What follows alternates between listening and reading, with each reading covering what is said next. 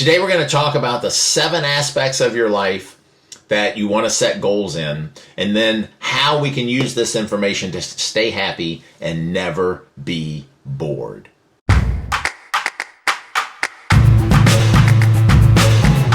Last week we talked about how to set a goal.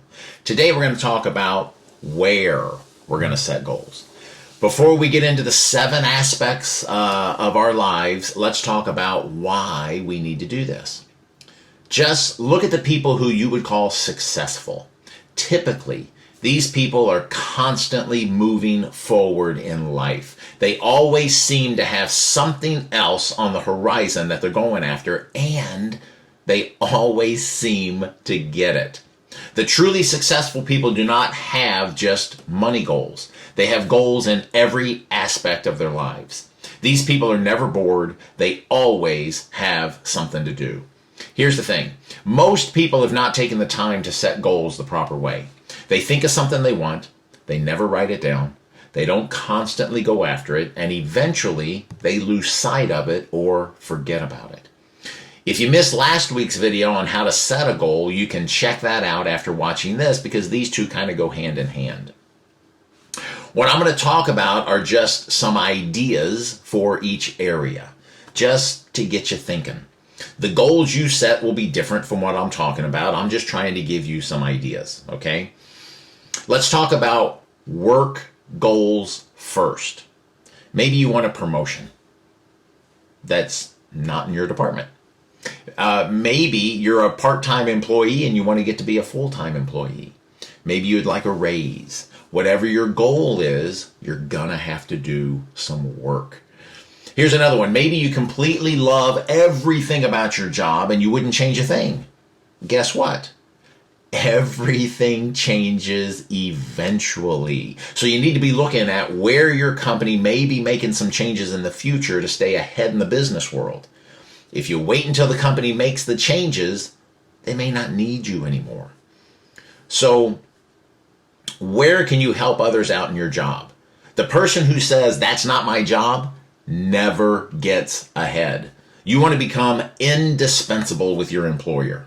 If you can, you want to show up early, you want to stay late, help where you can, and always offer your assistance. Does this guarantee that you won't get fired?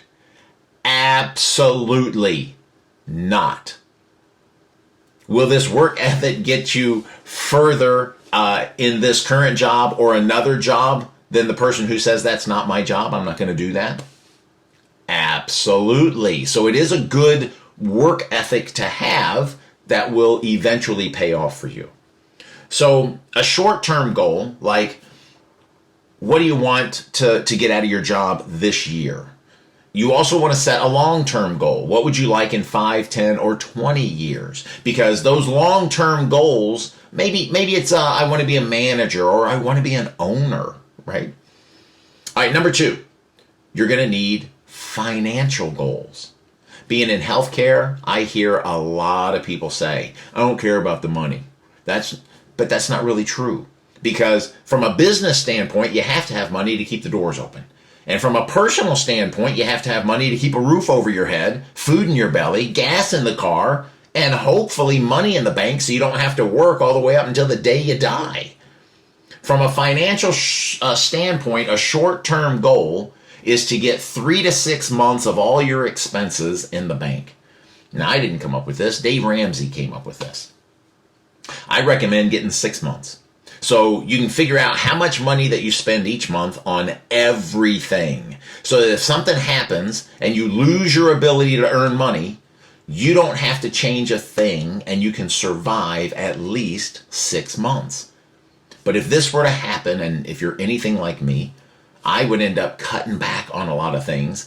And then I would know that I could go more than 6 months without any income coming in. And this gives you some breathing room to find something else. Long-term goals financially, this is going to be different for everybody. But how much money would you like to retire with? At what age do you want to retire? How long do you want to live? Do you want to travel? There's some planning that you're going to have to do for your long-term financial goals. All right, third aspect. your health. A lot of people, when we talk about health, they just think about their weight. But health is about feeling good. Are you mobile? Can you still think, talk, and understand? I've been saying for years that I want to live to be 105, fully functional and coherent. And now I'm thinking maybe 105 is too short of a goal. So if I want to be over 105 and still be able to move around, that means that I better be exercising now on a consistent basis. So if you're not exercising, but you want to be around for a long time, you better start exercising. It doesn't take a lot to improve your cardiovascular health. Walking, swimming, those are two great things, and they're fairly easy to do. Now, there's some research out there that says that if we can maintain our muscle mass, it helps us later on in life. Now, in order to maintain muscle mass, we need to be using all of our muscles, and that means the upper body, you're probably going to have to, lift some weights. So for your health goals, short-term goals are, what do you want to weigh? More importantly, I like this better. What's your waist to hip ratio? That'll tell you if you need to lose weight or not. Getting this ratio down to a 1 is a short-term goal. Say we measure around our waist and it's 34 or 36 inches. Then we measure around our belly button. It should also be around 34 or 36 inches as well, or smaller. But too many guys, I'll use guys, we measure around the belly button and it says 40 or 42 or 44, and our hips are saying 34 still.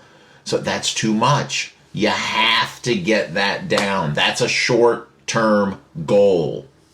For a long-term goal, there are a lot of people who never even think about this. But how long do you want to live? There are people with terminal illnesses that have been told you won't make it 2 years. They then set a goal to live past this, and a lot of times they make it. So we should set long-term goals for ourselves as well. So do you see yourself walking around when you're old? Or do you see yourself just sitting in a chair hooked up to machines? If you want to be moving around when you're older, you best be getting to moving around now. So, number 4, we have our spiritual goals. Now, some of you may not believe in anything, and that's fine. You can skip this one.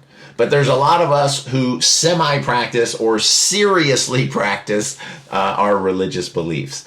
So here in the U.S., we were founded with the Christian principles, so I'll use the Bible as my example. So if you believe in God, have you read the Bible? Do you pray? If you believe in God, I'm assuming you have a long-term goal, which is to go up and not down, right? I think all religions talk about death and the afterlife. Now, I could be wrong on that, but I'm pretty sure all religions talk about an afterlife. So that is a long-term spiritual goal. So what are the short-term goals for your spiritual life? Well, maybe to read the Bible and pray more. These are short-term goals that you can do on a regular basis that get you to your long-term goal, which is going up instead of down. Okay. Number 5, we have our family goals. And I'll start off by saying that there's not a perfect family out there. All families have issues. Some big, some small. Some are close-knit groups and some are not. Some have people in the family that you want to be around, and some have people that you're better off not being around. For our conversation, let's assume that we're talking about a close-knit family. You want to spend time with your family. You want to express to your family that you care about them. Those are short-term goals. A good exercise for this is think about the day you die. Sounds terrible, right? But when you die, what do you want your family to say about you? And when you come up with what that is, are you living like that now? If not, you got some changing to do. That's a long-term goal. Number 6, we've got our friends goal. This is going to be very similar to the family goal, except it's with our friends. They say people with a good social group live longer, and that takes us back to our health goal. And so now you see all these goals are kind of intertwined. They all kind of work with one another. All right, number 7, your personal goals. Now, this is just personal to you. There doesn't have to be a reason on why you want these goals. It's just something inside of you wants it. For example, I wanted to learn Spanish when I was a little kid. Over the years, I studied it off and on, but in the last 5 years, I got pretty serious with it, and I still study it today, and I love it, okay? I don't use it for work. I don't get to use it very often around here. So there's not really a reason that I need it to learn Spanish. It was just a personal goal, just for me. So what's a personal goal that you want? There doesn't have to be a good reason on why you want it. It's just something that you like. Maybe it's to travel to a specific location one day, or meet a famous person, or learn a specific skill. Whatever it is, you want it. So, how are we going to use this information once we write it all out? If we write out one short-term and one long-term goal for all 7 of these, we're going to end up with 14 total goals. You can have more than one in each, so 14 will be the minimum that you're going to have. All right. So number 1, you write out each one of these, you put it down, and then you put it somewhere that you can look at it often. Number 2, we're going to draw upon these when something goes wrong with our day. So, as an example, let's say something bad happens between you and a friend. There's an argument, and of course, it's 100% their fault, right?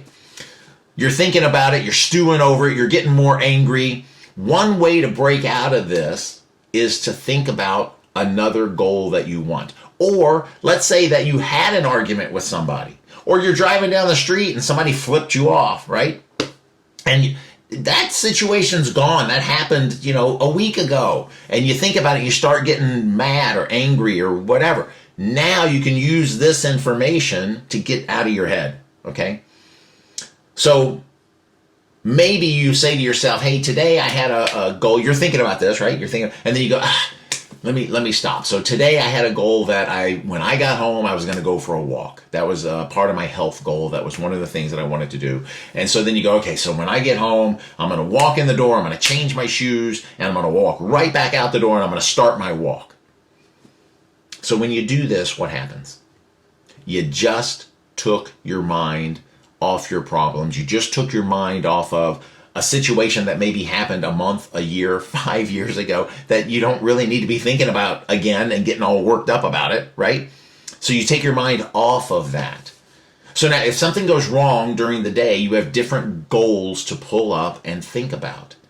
If you're bored, you have plenty of things that you could do if you wanted to work towards one of your goals. So